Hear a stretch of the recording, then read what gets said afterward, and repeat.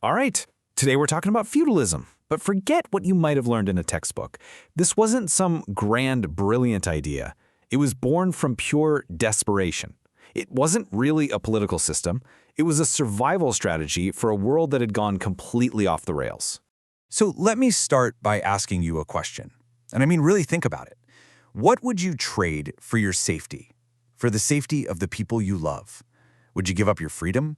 Everything you work for? It sounds extreme, right? But this wasn't some abstract thought experiment. For millions of people, this was a real life or death choice. And to get why they'd make that choice, you have to imagine Europe after the big empires, like Rome and Charlemagne's, just fell apart. There was no government, no army to protect you, no one to call for help. It was a total power vacuum. And what fills a vacuum? Chaos, violence, uncertainty. Suddenly, personal safety was the only thing, the only currency that had any value at all. And look, we're not just talking about a few bandits here and there. For the average person, Europe had become a terrifying place to live. It was basically a continent under siege from every single direction. From the north, you had the Vikings. Their long ships would just appear out of the mist, bringing terror to every coast, every river. They'd raid with this brutal efficiency, and then poof, they were gone before anyone could even think about mounting a defense. Then, from the east, you had the Magyars on horseback. They just swept across the plains in these incredibly fast, devastating raids, leaving nothing but destruction behind them. And to complete the picture, from the south, Saracen pirates. They controlled the Mediterranean, launching raids of their own. So, yeah, besieged from all sides is not an exaggeration. So what do? When there's no law, no police, what do?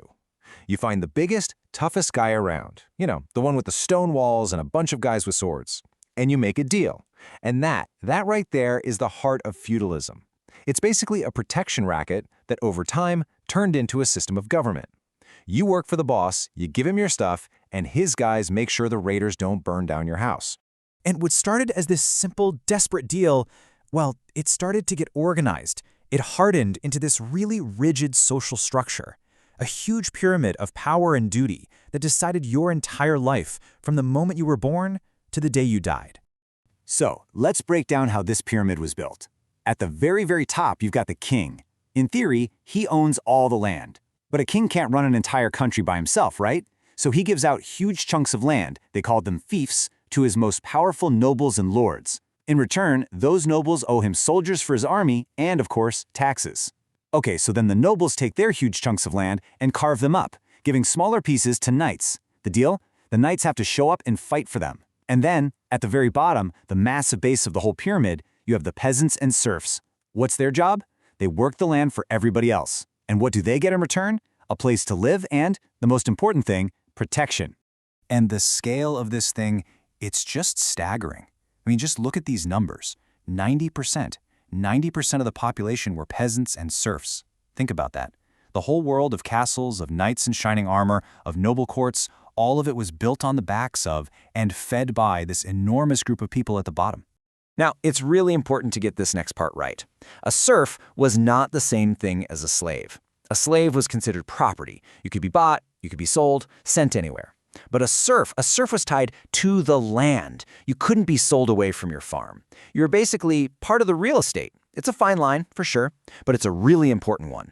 You weren't free, not by a long shot, but you weren't considered just an object either. Okay, so if 90% of the people are farmers and leaving your village is basically taking your life in your hands, what did daily life even look like? Well, it all centered around one thing, being completely self-sufficient. This is where the manor system comes in. Think of a manor as the economic heart of feudalism. Each one was its own tiny, self-contained universe.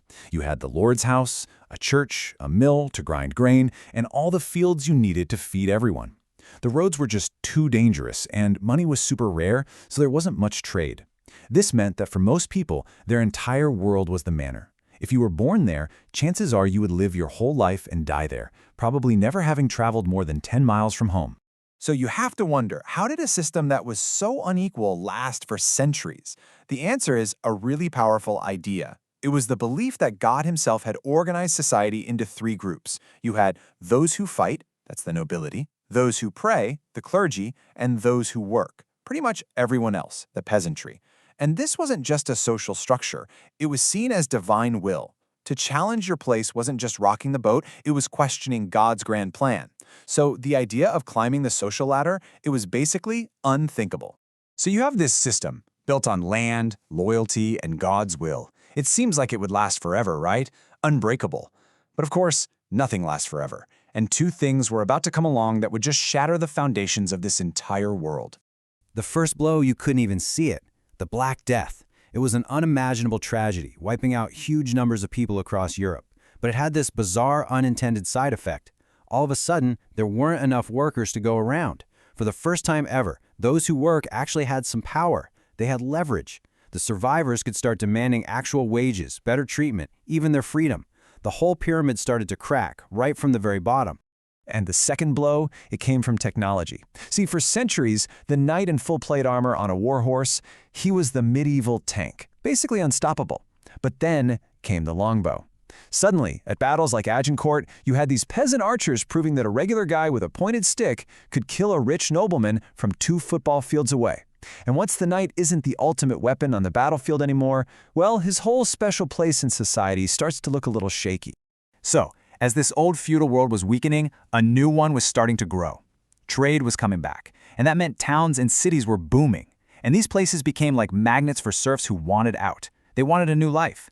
There was even this amazing saying, which was often actual law: town air makes you free. It meant that if a serf could run away to a town and survive for a year and a day without their old lord finding them, they were a free person, just like that. Okay, so castles and knights. That's all fascinating history. But what on earth does it have to do with us, right here, right now? Well, here's where it gets interesting. Some people are arguing that we're actually seeing a new kind of feudalism emerge, a kind of neo-feudalism built for our digital world. Let's just look at the parallels here for a second. Back then, the most valuable thing was land, and it was controlled by kings and lords. What's the most valuable asset today? You could argue it's digital platforms and data, controlled by tech CEOs and their shareholders. Back then, the worker was a serf, tied to the land, owing labor and crops to the lord. Now think about today's gig worker or a content creator. They provide their labor, their content, their data, all in exchange for access to the land, the platform. Is it really that different? It's a pretty wild comparison when you lay it out like that. You know, at its core, feudalism was a system that brought order to a chaotic world. It was often brutal, it was deeply unfair, but for a long time, it worked.